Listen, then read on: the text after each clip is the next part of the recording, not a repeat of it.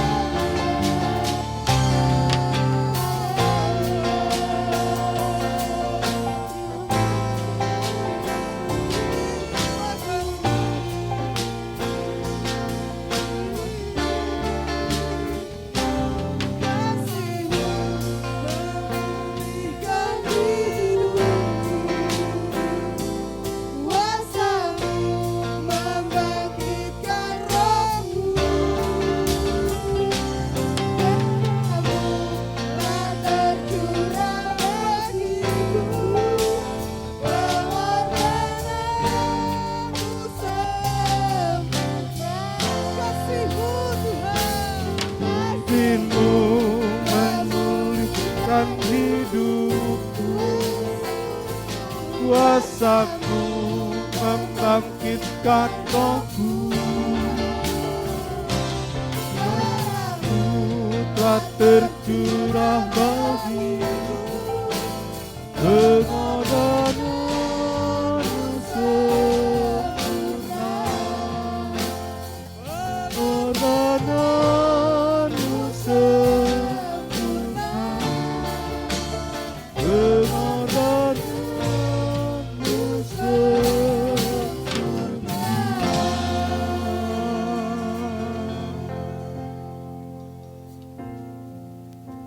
Pertolongan kami datang dari Tuhan yang telah menjadikan langit dan bumi.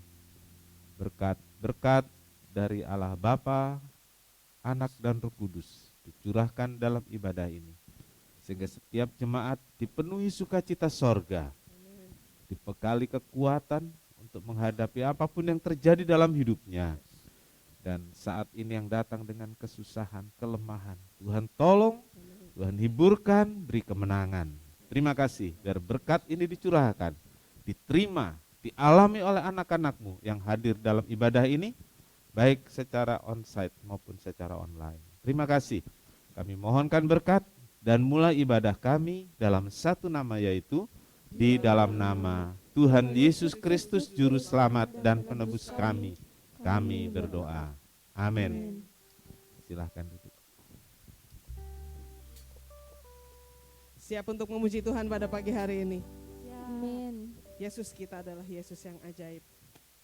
Dia bukan cuma lahir buat kita, dia mati spesial buat kita. Dan dia bangkit dan naik ke surga untuk menyediakan tempat bagi kita.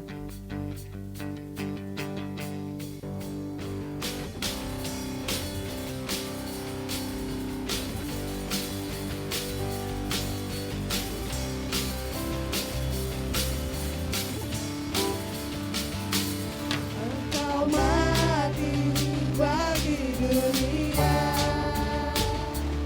Engkau bangkit kalahkan maut, Engkau naik ke surga, Kau bertahta di surga. Yesus, Yesus ajaib, Yesus, Yesus ajaib. Amat atas kuasa-Mu, Kau di atas segalanya. Yesus, Yesus ajaib, Yesus, Yesus ajaib.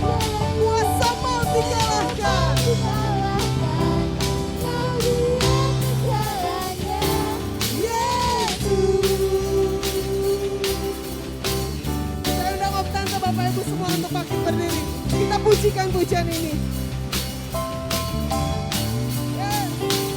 Engkau mati bagi dunia. Thank you God. Engkau bangkit kalahkan maut. Engkau naik ke surga. Kau bertahta di surga. Yesus, Yesus ajaib, Yesus, Yesus ajaib. Kau berbatas kuasa-Mu, Kau di atas segalanya. Yesus, Yesus ajaib, Yesus, Yesus ajaib. Kuasa maut dikalahkan, Kau di atas segalanya. Katakan Yesus, Yesus ajaib, Yesus, Yesus ajaib. Kau di atas segalanya Tuhan. Yesus, Yesus ajaib, Yesus, Yesus ajaib. Kuasa maut dikalahkan, Kau di atas segalanya. Yesus.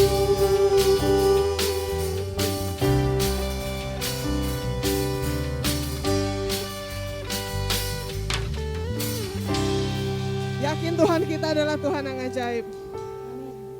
Yakin kalau dia telah bangkit dari maut. Bapak yang bertata dalam surga, terima kasih kesempatan pagi ini kami boleh sama-sama memuji dan memuliakan Tuhan. di tempat ini, baik secara online maupun onsite. Tuhan, kami bersyukur untuk kebaikan Tuhan dalam kehidupan kami, dan kami akan memberikan yang Tuhan berikan kepada kami sebagai bentuk kecintaan kami kepada Tuhan dan pekerjaan Tuhan. Pakai hamba-Mu yang akan mengadakan kantong persembahan, agar kehidupannya semakin hari semakin memuliakan Tuhan. Kami berdoa di dalam nama Tuhan Yesus. Haleluya. Amin.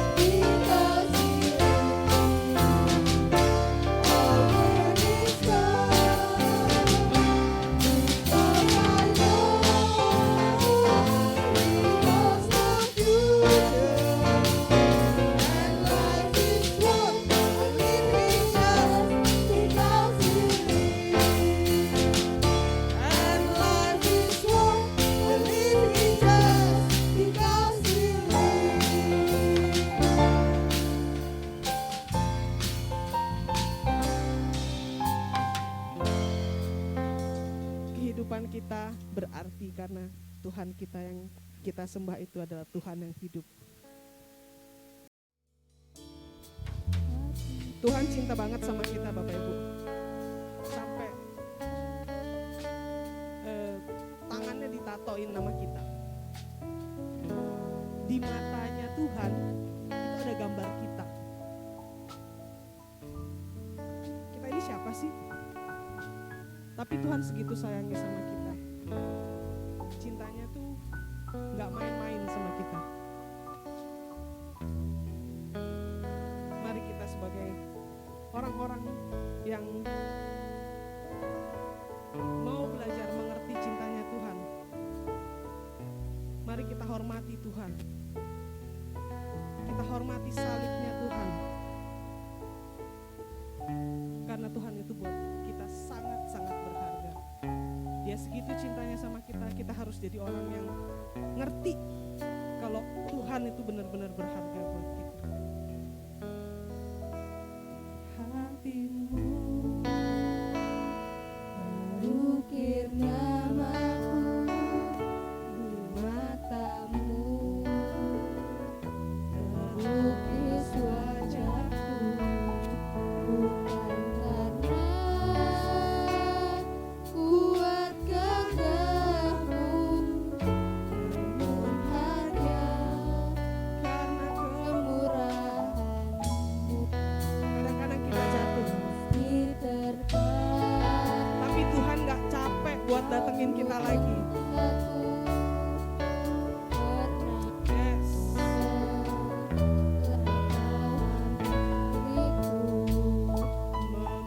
Memeluk Dengan cintamu, betapa besar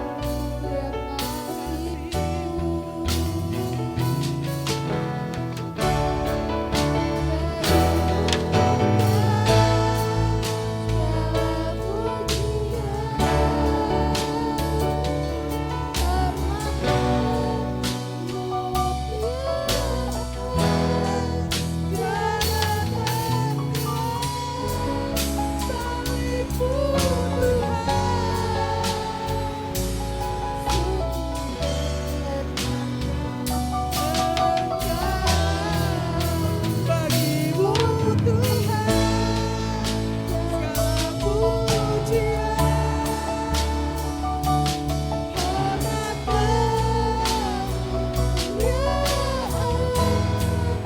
ya terang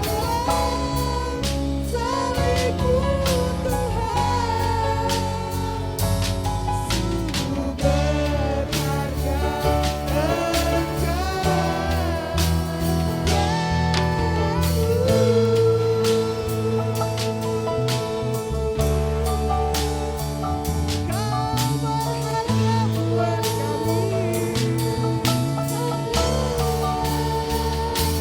sungguh berharga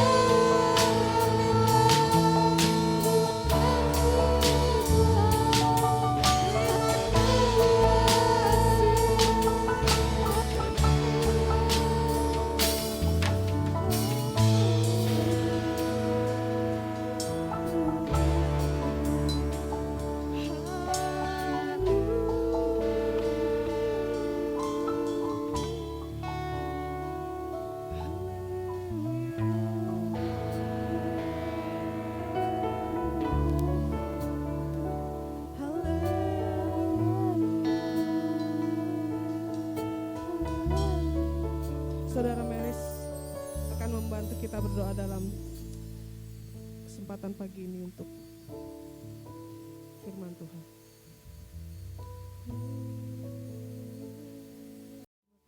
Bapa kami yang baik, terima kasih Tuhan, Engkau telah memberikan kami kehidupan yang sangat baik ya Bapa. Terima kasih Tuhan atas penyertaan Tuhan sampai seminggu hari ini ya Bapa. Tuhan, sebentar lagi kami akan mendengarkan firman Tuhan. Berbicaralah Tuhan melalui hamba-Mu ya Bapa. Biar apapun yang hamba-Mu berikan kepada kami Bapa, itu hanya berasal daripada-Mu saja ya Bapa. Terima kasih Tuhan, terima kasih. Hanya dalam nama Tuhan Yesus kami sudah berdoa. Haleluya, amin. Amin. Silakan duduk. Selamat menikmati firman Tuhan pada pagi hari ini. Selamat pagi Bapak Ibu Saudara. Sukacita bertemu dengan saudara pagi ini di rumah Tuhan. Kebangkitan, tetapi bukan kebangkitannya Yesus, tapi kebangkitan kita sendiri. Kebangkitan kita orang-orang percaya. Nah, kita akan membaca bersama dalam Lukas 7 ayat 11 sampai 17. Tentang seorang pemuda di Nain. Nain itu nama desa. Walaupun Alkitab menulisnya kota, tapi itu satu desa yang penduduknya saat itu hanya 100-an orang gitu. Dan saat ini penduduknya di desa itu 1.500, jadi belum termasuk kota sebenarnya ya. Baik, kita sama-sama berdiri. Kita membaca ayat ini. Tolong singer memandu untuk membaca ayat genapnya. Ya. Kalau mic-nya satu saja. Ya. Saya baca dari ayat 11, kemudian jemaat dipandu oleh satu orang untuk membaca ayat berikutnya. Demikian firman Tuhan. Kemudian Yesus pergi ke suatu kota yang bernama Nain. Murid-muridnya pergi bersama-sama dengan dia, dan juga orang banyak menyertainya berbondong-bondong. Setelah ia dekat pintu gerbang kota, ada orang mati diusung keluar. Anak laki-laki, anak tunggal ibunya yang sudah janda. Dan banyak orang dari kota itu menyertai janda itu. Dan ketika Tuhan melihat janda itu, tergeraklah hatinya oleh belas kasihan. Lalu ia berkata kepadanya, "Jangan menangis." Sambil menghampiri usangan itu, ia menyentuhnya. Dan sedang para pengusung berhenti, ia berkata, "Hai anak muda, aku berkata kepadamu, bangkitlah." Maka bangunlah orang itu dan duduk dan mulai berkata-kata. Dan Yesus menyerahkannya kepada ibunya. Semua orang itu ketakutan dan mereka memuliakan Allah sambil berkata, "Seorang nabi besar telah muncul di tengah-tengah kita dan Allah telah melawat umatnya." Sama-sama. Maka tersiarlah kabar tentang Yesus di seluruh Yudea dan seluruh daerah sekitarnya. Amin. Silakan duduk. Berbahagialah setiap orang yang telah membaca, mendengar, dan melakukan firman Tuhan. Tuhan Yesus memberkati. Haleluya. Bapak Ibu Saudara, peristiwa kebangkitan seorang pemuda di Nain, satu desa di perbatasan antara Kapernaum dan Galilea. Kalau mungkin bisa diumpamak di Indonesia itu ini perbatasan provinsi. Ya. Jadi Kapernaum provinsi sendiri, Galilea provinsi sendiri. Nah, waktu itu Tuhan Yesus dalam perjalanan. Dan di perjalanan itu bertemu dengan rombongan. Jadi kira-kira apa orang bilang itu? Pas-pasan ya, lewat itu. Jadi yang satu mau masuk ke desa, yang satu keluar. Nah, disebut bertemu di gerbang kota. Jadi di perbatasan. Ya. Karena tempat pemakaman umumnya ya, tempat pemakaman itu tidak di tengah desa. Ya, pasti di pinggiran sana. Gitu. Kalau dulu kelihatan sekali kalau dulu ya, namanya kuburan itu pasti di pinggiran desa sebelah sana gitu. Kalau sekarang mau bisa ada di tengah-tengah karena tadinya pinggir lalu kemudian jadi tengah. Peristiwa kebangkitan pemuda di Nain ini membuat heboh masyarakat pada masa itu. Ya jangankan dulu, sekarang pun kalau terjadi ada orang mati bangkit apalagi sudah dibawa ke kuburan gitu ya. Pasti bikin heboh, bukan hanya satu desa, satu kota. Tapi sekarang kan hebohnya di mana saudaraku? Ya di medsos. Heboh bisa tersiar kemana-mana ke seluruh dunia. Saudara-saudaraku, peristiwa kebangkitan pemuda di Nain ini adalah salah satu dari 3 peristiwa kebangkitan yang dilakukan Yesus di muka bumi ini. Jadi ada 3 kebangkitan yang Tuhan Yesus lakukan. Dan yang pertama adalah kebangkitan pemuda di Nain. Kehadiran Tuhan Yesus di Nain mengubah duka cita keluarga seorang ibu janda menjadi sukacita. Ya, mengubah duka cita menjadi sukacita. Orang yang berduka dengan kehadiran Yesus, entah apa yang diperbuat, pasti membuat sukacita. Apapun yang membuat duka cita, asalkan Yesus hadir, pasti akan mengubah suasana, mengubah keadaan. Dalam peristiwa ini yang Tuhan Yesus mengubahnya melalui kebangkitan. Kebangkitan dari yang meninggal. Nah, kebangkitan Yesus dan hadirnya Yesus yang bangkit. Ya, penekanannya kebangkitan Yesus dan hadirnya Yesus yang bangkit itu akan mengubah kita, mengubah kehidupan saya dan saudara, mengubah keadaan keluarga saya, keadaan keluarga saudara, dan dia akan mengubah banyak hal dalam hidup kita. Yesus yang telah bangkit itu, dia akan mengubah duka cita menjadi sukacita. Amin. Jika dia hadir dalam keluarga kita, dia yang bangkit itu tinggal dalam keluarga kita, dia akan mengubah duka cita menjadi sukacita. Dia akan mengubah ratapan menjadi tarian. Ya, dia akan mengubah jalan yang tertutup, jalan yang buntu menjadi terbuka. Yang tidak ada jalan dibuatkan jalan yang baru.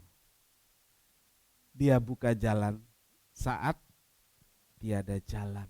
Dia membuat jalan yang baru. Kapan itu terjadi?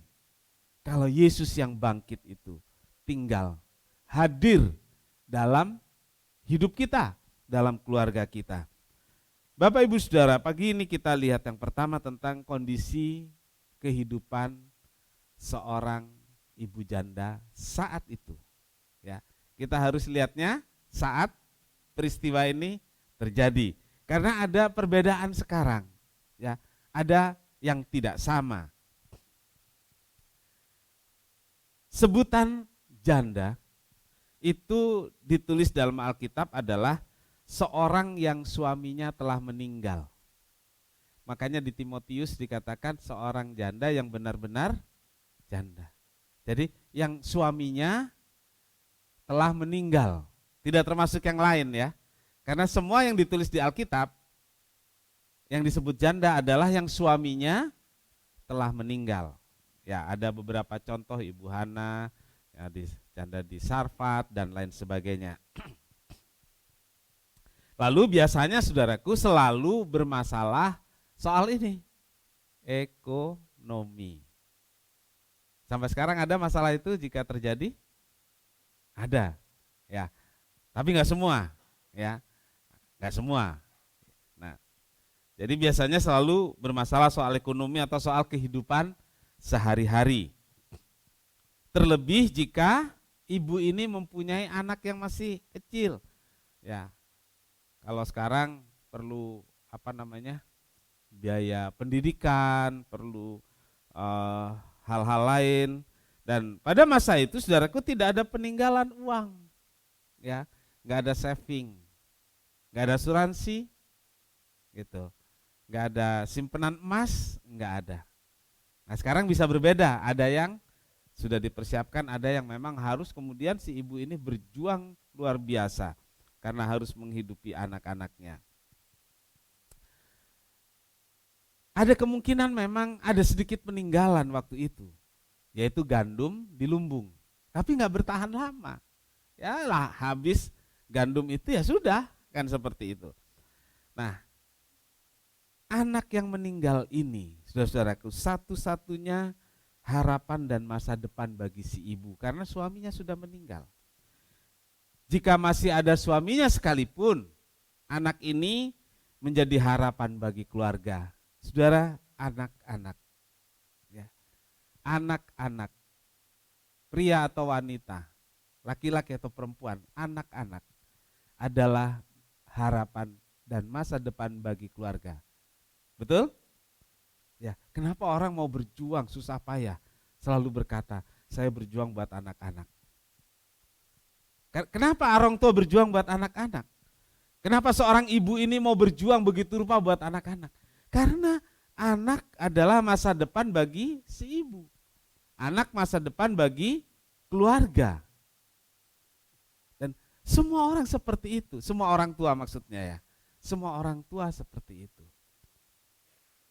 Dan biasanya hal ini juga tertanam pada anak-anak. Siklusnya begitu. Siklusnya. Jadi anak-anak berjuang untuk orang tua, kemudian ketika sudah tua, anak-anak kembali berjuang buat orang tua dan keluarganya. Dan ini siklusnya seperti itu, sehingga ketika si ayah tidak ada, si ibu benar-benar menggantungkan harapan dan masa depannya kepada si anak. Anaknya cuma satu. Lalu saudaraku, anak ini meninggal.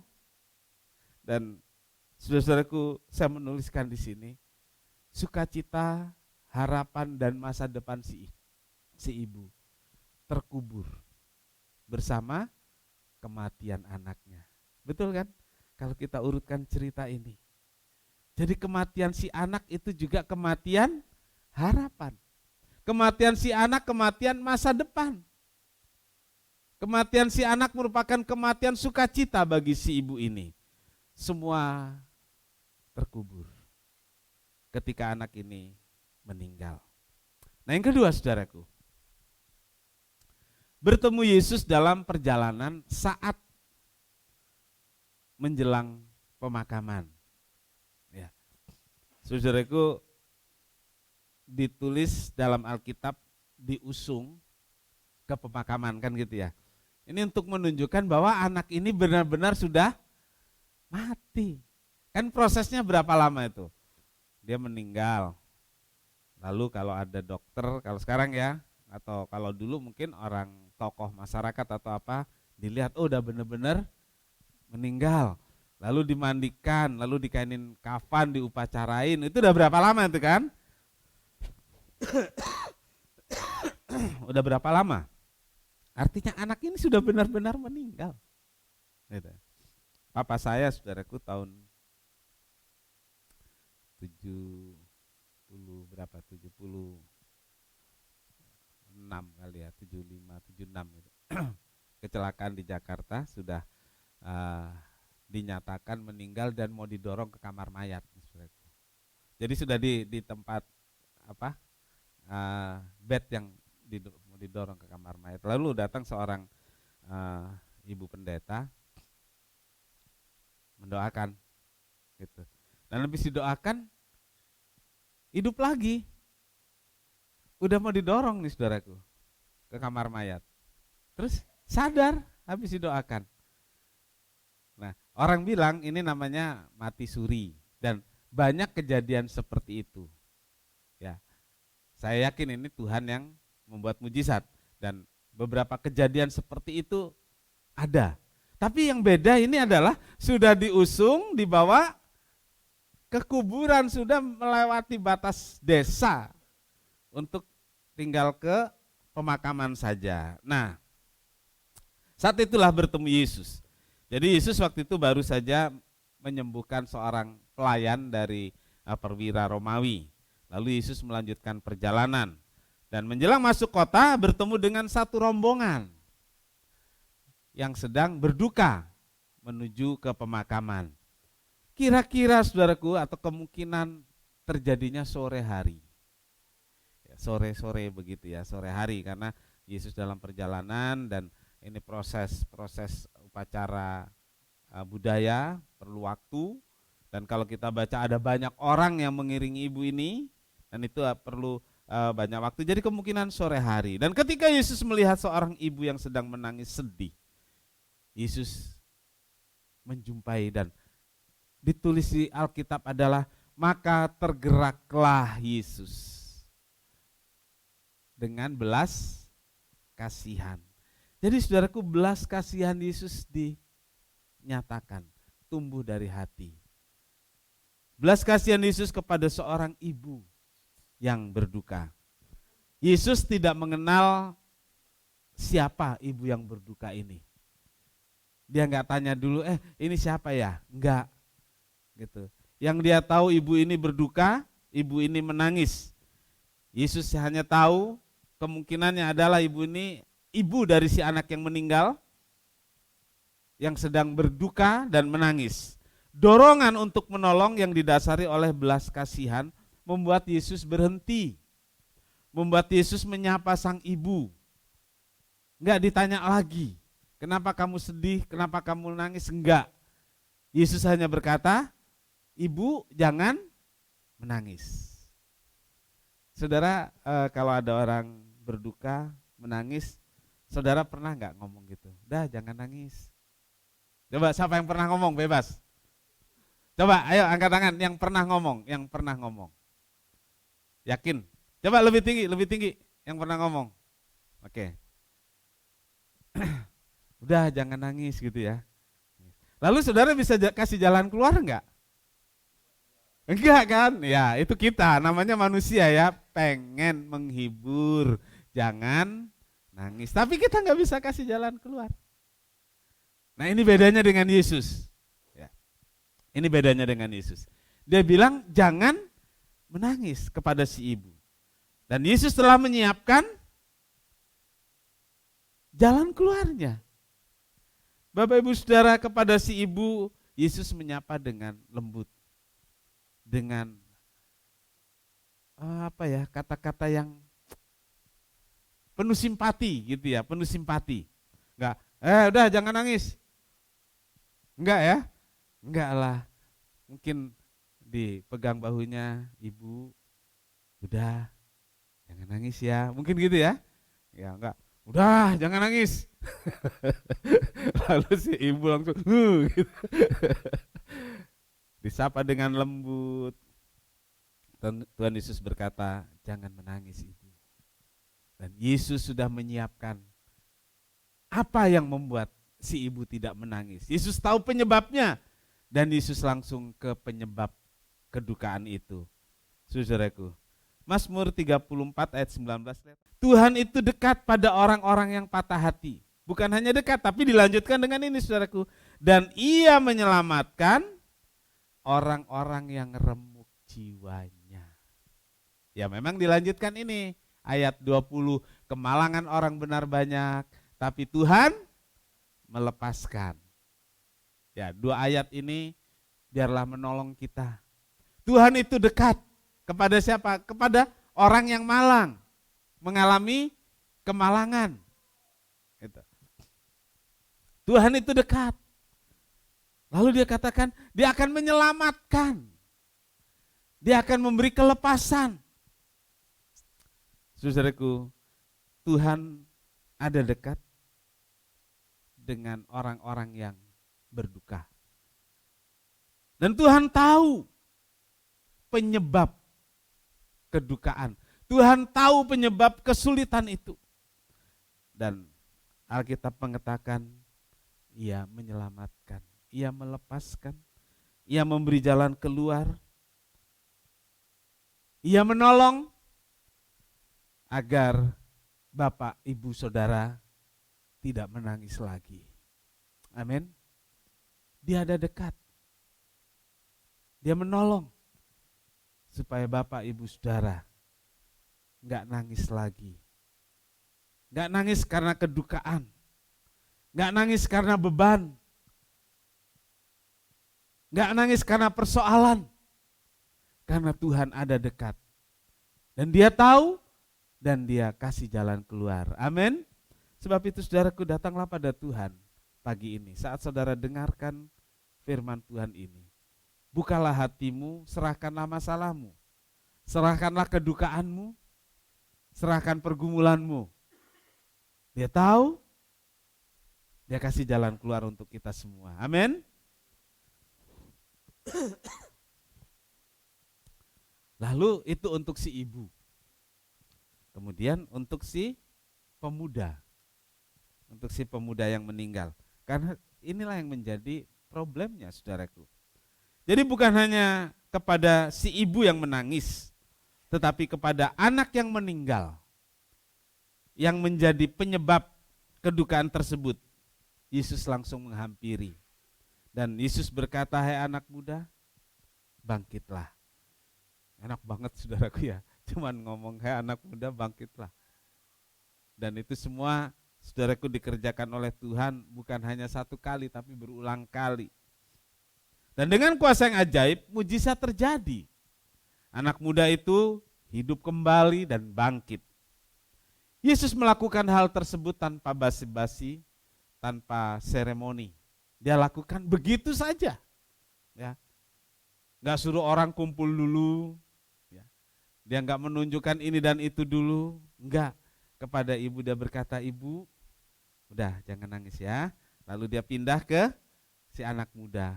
Hai anak muda, bangkitlah. Dan anak muda itu bangkit, Bapak Ibu Saudara. Anak muda itu hidup lagi. Ibrani 13 ayat 8. Yesus Kristus tetap sama.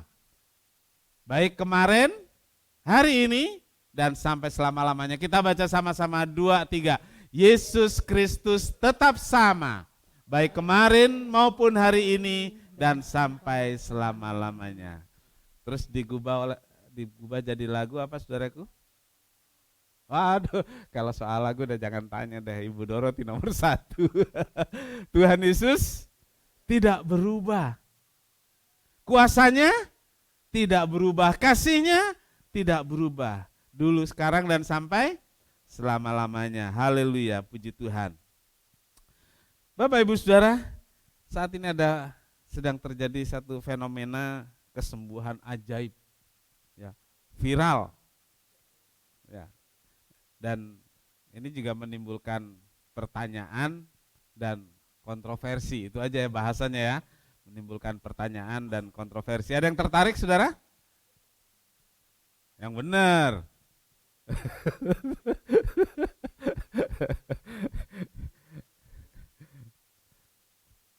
Saudara-saudara, sampai ada yang menulis begini saudaraku di sosmed. Ya, Tuhan itu bisa pakai siapa saja katanya gitu. Tuhan itu bisa pakai siapa saja. Iya sih, Tuhan itu bisa pakai siapa saja. Ya, Tuhan yang mana kan gitu ya. Gitu ya. Yang dituhankan yang mana kan seperti itu. Nah, sebagai orang percaya yang saya tahu, ya, sebagai orang percaya yang saya tahu adalah Yesus satu-satunya pembuat mujizat yang benar. Amin. Yang kita tahu adalah bahwa Yesus, Tuhan, berkuasa atas segalanya. Dan percaya pada Dia ada mujizat. Percaya pada Yesus ada kesembuhan, ada pertolongan. Bapak Ibu Saudara, karena tidak sedikit orang Kristen yang berkata seperti tadi dan datang ke sana. Tuhan kan bisa pakai siapa saja. Saya cuma minta tolong ke sana, saya tetap percaya. Itu bahasanya saudaraku. Saya cuma minta tolong ke sana. Tetapi saya tetap percaya Tuhan kok yang menyembuhkan. Tuhan sih yang menyembuhkan. Kan perantaranya bisa siapa saja. Gitu. Kenapa nggak datang ke Pak Remon? Kan bisa Pak Remon Tuhan pakai. Kan gitu ya? Bisa. Kenapa nggak datang ke Ibu Ida? Ibu Ida yang ini. Ida. Bukan, Ida siapa? Ida Batak. Biar viral Ibu. Tadi saya ledekin si Ibu Ida Batak ini. Kalau saya kan cuma bisa urut, ilmunya nggak sampai ke sana. Ya, Bapak Ibu Saudara yang kita tahu sebagai orang percaya, Tuhan Yesus satu-satunya penolong dan pembuat mujizat. Amin. Haleluya. Yang ketiga saudaraku, kebangkitan pemuda di Nain dan dampaknya. Ya.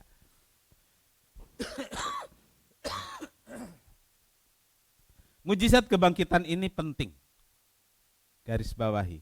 Kesembuhan, mujizat, tanda ajaib yang kita alami penting. Amin. Penting, bukan tidak penting. Siapapun kita membutuhkan. Kalau kita sudah ke dokter, sudah berusaha sampai ke luar negeri mungkin, tapi belum terjadi, lalu tiba-tiba Tuhan sembuhkan secara ajaib. Ketika saudara bangun dari tidur, semuanya, kok enak, kok bisa jalan, kesembuhan ajaib. Atau saudara didoakan di gereja, atau hamba Tuhan mendoakan saudara tiba-tiba sembuh, ajaib. Nah saudaraku, itu penting. Tetapi yang lebih penting lagi adalah dampaknya. Dampaknya bagi diri kita sendiri, bagi keluarga, dan bagi lingkungan. Ini yang terjadi pada pemuda di Nain. Dikatakan apa saudaraku? Lalu bangunlah ia, duduk dan berkata-kata. Kalau dia dibilang hidup, tetap diam di tempat, nggak ada tanda kehidupan, nggak ada gunanya kan? Dia duduk, kemudian dia berkata-kata. Dan itulah tanda kehidupan. Nah, saudaraku, sebagai orang-orang percaya, kita adalah orang-orang yang sudah dibangkitkan. Amin. Dibangkitkan dari kematian rohani. Dibangkitkan dari keterpurukan hidup. Saudaraku, kita merayakan kematian Tuhan dengan ini orang Kristen ini terlalu memang ya. Merayakan berarti senang berbahagia di atas penderitaan. Tentu maksudnya karena kita begitu bersyukur. Ya, lalu kita menggunakan momen ini untuk aktivitas. Ya, tidak lupa aktivitas ibadah, bahkan menurut saya kita justru mengalami sesuatu yang belum pernah kita lakukan. Ibadah, kematian, lalu Sabtu sunyi. Ya, Sabtu sunyi dan Minggu kebangkitan. Ini luar biasa banget. Tapi saudara-saudaraku, tidak cukup dengan bangkit saja. Kita bilang bangkit rohani. Kita bilang hidup. Lalu tandanya apa? Saudaraku, pemuda ini tidak tinggal diam terbungkus kain kafan. Ya. Ia bangun, duduk dan berkata-kata sebagai bukti bahwa ia benar-benar hidup. Nah, orang Kristen yang mengalami kebangkitan Kristus, orang Kristen yang mengalami kebangkitan rohani, gak bisa diam gitu saja.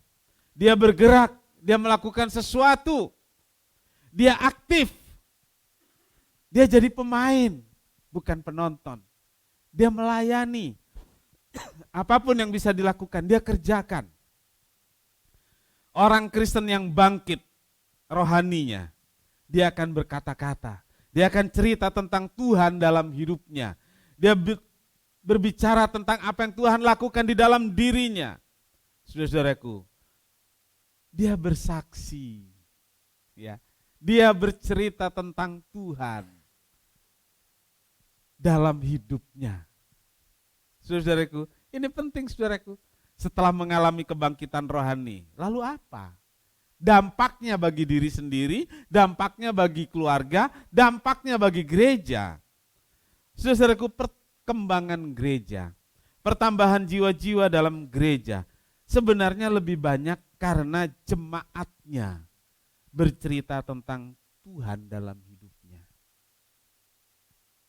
Iya saudaraku, namanya penginjilan pribadi.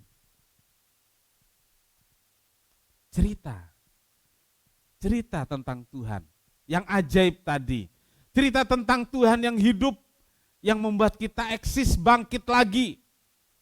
Lalu saudaraku, kita cerita juga tentang gereja kita, di mana kita mengalami kebangkitan rohani itu.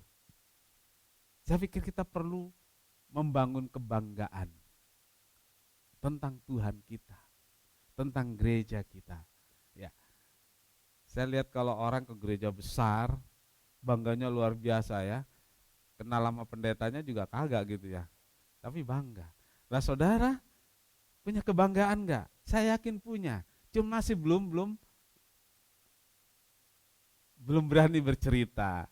Bangganya dipendam. Nah, kalau saudara bangkit, ceritakanlah Tuhanmu yang hidup, ceritakanlah gerejamu yang membuat engkau diberkati.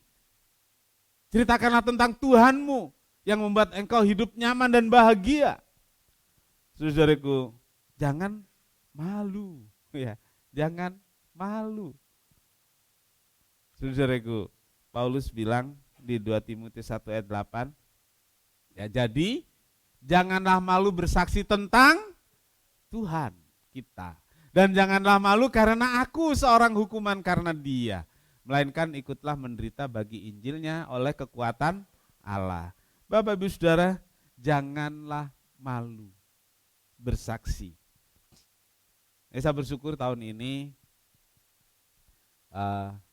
hampir semua jemaat bersaksi. Enggak malu lagi melewati masa pandemi yang berat, Tuhan tolong dan lain sebagainya. Cerita bagaimana bisa melewati kesulitan-kesulitan yang begitu banyak. Cerita bagaimana Tuhan bekerja, enggak malu. Saudaraku, kadang-kadang tapi malu itu perlu ya. Perlu enggak malu? Perlulah. Karena jangan sampai kita jadi orang yang malu-maluin kan gitu. Ya. Tetapi tentang Tuhan dan gereja. Tentang Tuhan dan gereja. Paulus berkata kepada Timotius, jangan malu bersaksi tentang Tuhan. Ya. Tentang pertolongan Tuhan, tentang kekuatan dari Tuhan, tentang kebangkitan saudara yang Tuhan lakukan. Saudaraku, jangan malu bersaksi. Jangan malu. Walaupun saudaraku kadang-kadang ada takut juga karena ada konsekuensinya sampai Paulus bilang, apa saudaraku tadi? Coba, ada kalimat yang merupakan konsekuensi dari bersaksi. Saya garis bawahi itu. Apa saudaraku? Menderita. Saudaraku, orang yang bersaksi, orang yang beritakan Injil, ada konsekuensinya ini, menderita. Katakanlah kalau kita cerita tentang pertolongan Tuhan, nggak usahlah sebut sampai ya Tuhan Yesus ajaib tolong saya kepada teman ya. Saudara bilang dengan satu kata saja, puji Tuhan. Saya lihat di TV pernah seorang pemain bulu tangkis atau petinju juga ya, ada ya petinju. Yang begitu diwawancara dia bilang puji Tuhan. Wih, rasa hati ini kayaknya seneng banget ya. Tapi di sisi lain dia kemungkinan nggak gitu ya. Ada lah gitu, ada ya. Dan itu bagian dari penderitaan bersaksi. Juga dalam pekerjaan. Dalam lingkungan. Kita tidak menyebut yang bagaimana, tapi kita katakanlah menyebut puji Tuhan gitu saja. Kan itu khas Kristen ya. Khas Kristen. Yang di sana punya khas juga ya. Tapi mereka bebas kan. Tapi kalau kita saudaraku menyebut kata-kata khas kita, rasanya kok gimana gitu. Sampai-sampai orang Kristen jadi malu kalau mau bilang begitu. Iya kan? Iya. Mau makan berdoa aja cuman haleluya, amin.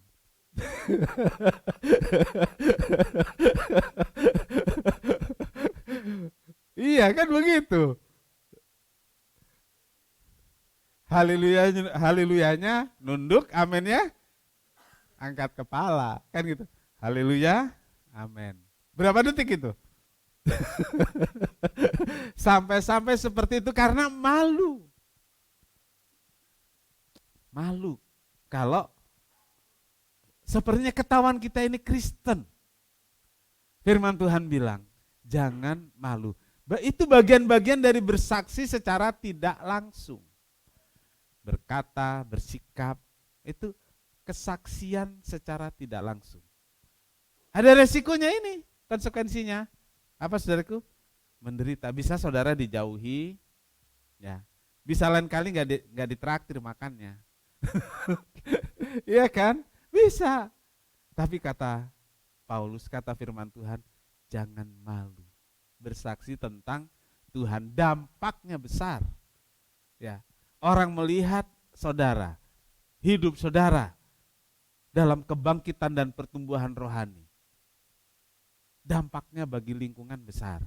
Dia melihat, dia bisa bertanya-tanya, ini bapak ini, ibu ini kok kayaknya seneng banget, padahal kayaknya miskin. Bisa kan seperti itu? Bisa. Apa sih rahasianya? Kan seperti itu. Jadi jangan malu bersaksi tentang Tuhan. Dia akan memberikan kita pertolongannya. Lalu saudaraku, sukacita seorang ibu. Setelah pemuda ini hidup kembali, ya, Yesus menyerahkan. Jadi Yesus menyerahkan. Anak siapa sih ini? Anak si ibu. Tapi anak ini kan sudah mati. Lalu Yesus yang membuat anak ini hidup. Lalu Yesus menyerahkan anak ini kepada ibu. Anak yang meninggal ini yang membuat si ibu kehilangan harapan dan masa depan. Sekarang hidup kembali. Dan Yesus berikan anak ini kepada si ibu. Saudaraku, artinya harapan dan masa depan si ibu ini bangkit kembali. Harapan dan masa depan si ibu ini cerah lagi. Ibu tidak menangis lagi. Kita lihat di sini, Tuhan benar-benar tahu apa yang jadi kebutuhan si ibu. Mintakah ibu ini anaknya dibangkitkan? Minta atau tidak? Enggak loh. Ibu ini enggak minta. Ibu ini tahu kalau sudah mati ya enggak mungkin hidup lagi. Tapi Tuhan tahu apa yang menjadi kebutuhan si ibu. Tuhan tahu membangun harapan dan masa depan si ibu ini melalui si anak. Dan Tuhan bangkitkan anak. Saudaraku, diserahkan kepada ibu, harapannya tumbuh kembali, masa depannya tumbuh lagi. Orang Kristen yang bangkit nggak bisa diam. Dia akan mengalami sukacita, dia bergerak, dia bersaksi, dia punya masa depan, dia punya harapan. Dia akan melayani dan memberikan hidupnya untuk Tuhan dan kemuliaan Tuhan. Amin. Mari kita datang pada Tuhan. Pada pagi hari ini saudaraku, sampaikanlah kepada Tuhan. Tuhan tahu yang kita pergumulkan, Tuhan tahu kedukaan saya dan saudara. Dan dia membantu saya dan saudara. Dia mengambil akar permasalahannya, menyelesaikannya, dan memberikan harapan baru. Masa depan yang cerah kepada kita semua. Kita nyanyikan pujian ini. Perhatikanlah bunga bakung di padang.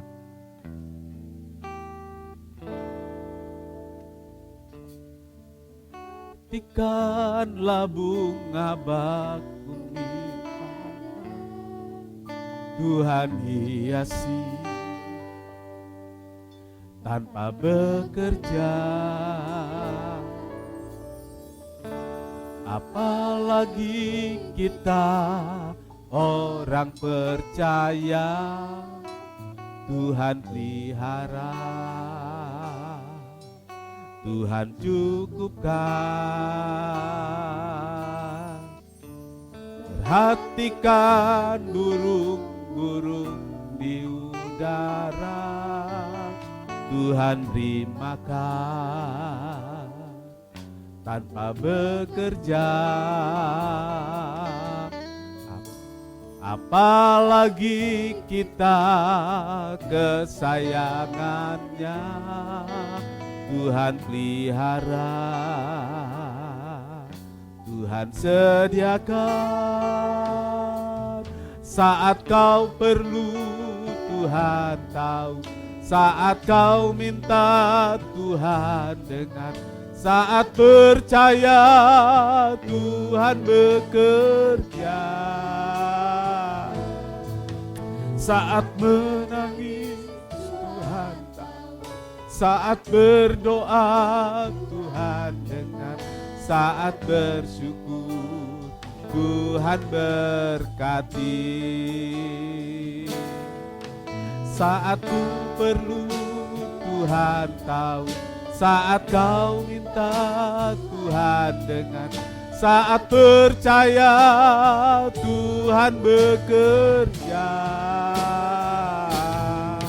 Saat menangis Tuhan tahu, saat berdoa Tuhan dengar.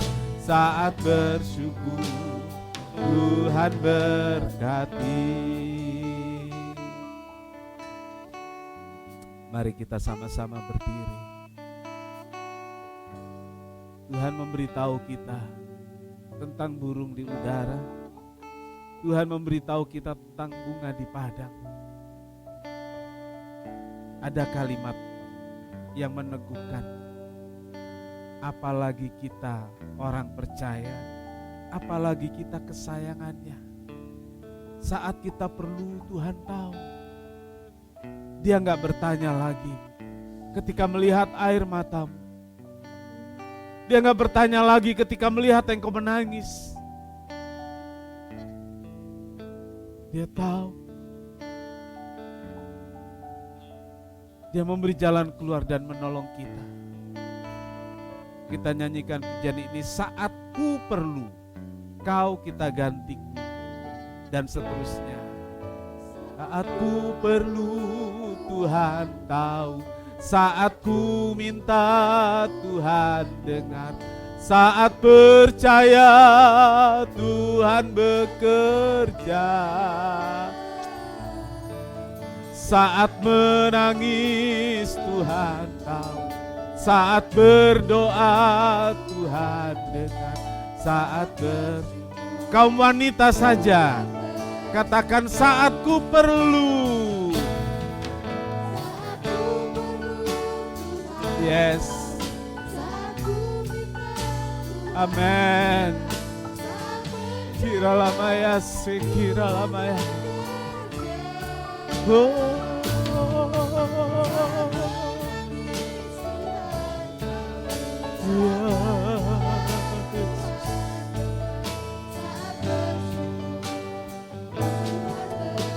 Kaum pria, saat ku perlu, saat ku perlu, Tuhan tahu. Saat ku minta, Tuhan dengar. Saat percaya, Tuhan bekerja. Saat menangis, Tuhan tahu. Saat berdoa, Tuhan dengar. Saat bersyukur, kita angkat tangan sama-sama, kita nyanyikan pujian ini. Saat ku perlu, Tuhan tahu. Saat ku minta, Tuhan.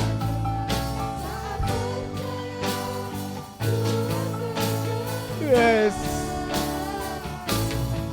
Saat menangis, Tuhan tahu. Saat berdoa, Tuhan dengar. Saat bersyukur, Tuhan saat bersyukur. Saat bersyukur, Tuhan saat bersyukur. Saat bersyukur, Tuhan berkati. Bapa di sorga, terima kasih buat firman-Mu. Terima kasih buat jamahan-Mu. Saat kami menyanyi, saat kami menyembah, Tuhan jamah kami rasakan itu. Tuhan yang tahu pergumulan kami, Tuhan yang tahu air mata kami, Tuhan yang tahu berbagai kesulitan yang kami hadapi. Tuhan telah hadir dalam hidup kami. Tuhan bangkitkan semangat kami, Tuhan bangkitkan masa depan kami. Kami gak sendirian, ada Tuhan bersama kami di perjalanan ini. Ada Tuhan bersama kami di tengah kesulitan yang kami hadapi. Ada Tuhan bersama kami di tengah derai air mata kami. Terima kasih Tuhan, terima kasih. Tuhan mengembalikan masa depan dan harapan kami. Tuhan menghidupkan semangat kami. Terima kasih Tuhan. Terima kasih Bapa, biar anak-anak-Mu mengalami jamahan Tuhan. Mengalami pembaharuan dan kebangkitan dari Tuhan pagi hari ini. Sehingga kami pulang dengan sukacita dan kemenangan. Terima kasih Tuhan, terima kasih. Berkati seluruh jemaat yang hadir, berkati para pelayan-pelayan Tuhan hari ini, dan berkati juga mereka yang menghadiri ibadah, mengikuti ibadah ini secara online. Tuhan jamah dan berkati mereka satu persatu, sehingga mereka juga mengalami kebangkitan rohani bersama-sama dengan kami. Terima kasih Tuhan, terima kasih. Bapa di sorga, kami berdoa untuk jemaat Tuhan yang telah memberikan persembahan, mengembalikan persepuluhannya, biarlah itu menjadi persembahan yang menyenangkan hati Tuhan. Dan dari sorga Tuhan buka pintu berkat, berkat jasmani, berkat rohani yang berkelimpahan. Tuhan berikan kepada anak-anak-Mu sehingga Tuhan dimuliakan. Berkat dalam pekerjaan, berkat dalam rumah tangga, berkat dalam kandungan, berkat dalam segala hal, sehingga Tuhan dipermuliakan. Terima kasih Tuhan, terima kasih. Pimpin kami pulang dengan selamat, sertai dan lindungi kami semua. Terima kasih Tuhan. Kami berdoa saat ini ya Tuhan buat Bapak Pasaribu yang dalam minggu ini dalam perawatan, dan kami bersyukur hari ini diperbolehkan pulang. Biar Tuhan menyempurnakan kesembuhan, pemulihan sehingga dapat sehat kembali. Terima kasih Tuhan, terima kasih. Segala puji bagi Tuhan. Tuhan memberkati engkau dan melindungi engkau. Tuhan menyinari engkau dengan wajahnya dan memberi engkau kasih karunia. Tuhan menghadapkan wajahnya kepadamu dan memberi engkau damai sejahtera. Saudara yang kekasih, terimalah berkat dan damai sejahtera dari Allah Bapa, kasih karunia dari Tuhan Yesus Kristus, dan persekutuan Roh Kudus menyertai kita semua sekarang ini sampai Maranatha. Kami berdoa dalam satu nama, yaitu di dalam nama Tuhan Yesus Kristus Juru Selamat dan Penebus kami berdoa.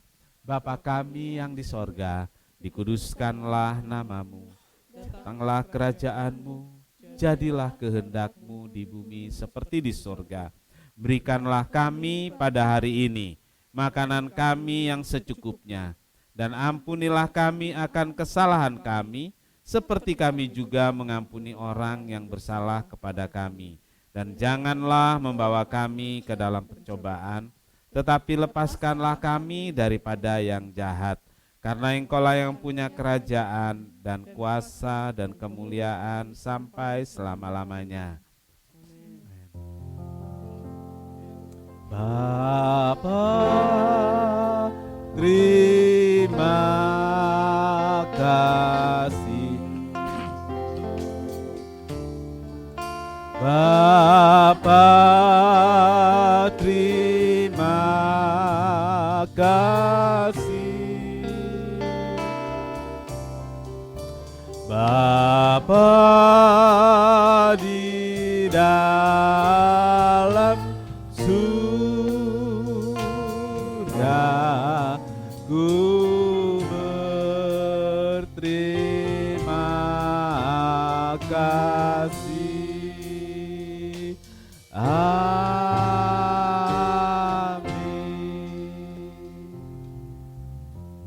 Tuhan Yesus memberkati.